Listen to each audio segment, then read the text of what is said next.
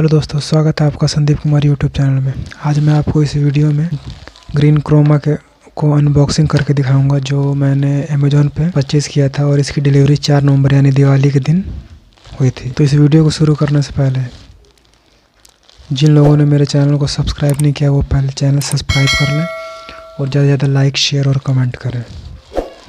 तो चलिए इस वीडियो को शुरू करते हैं। ये इस प्रकार का पैकिंग आया था ये, और इसको हम अनबॉक्सिंग करते हैं।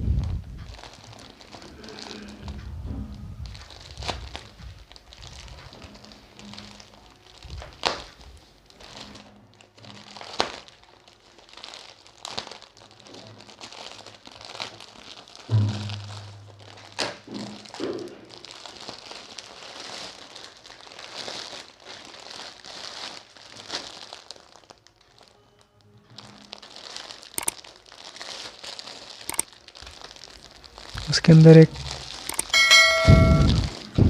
प्लेन झिल्ली थी।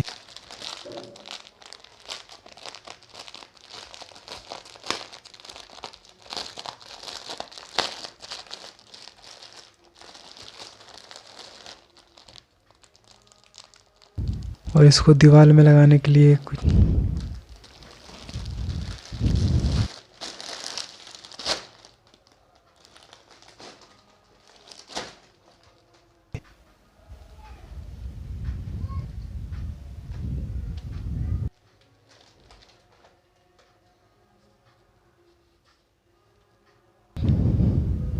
ये प्रोडक्ट विदाउट स्टैंड है। इसको दीवार पर स्टिच कर कर लगाया जाता है।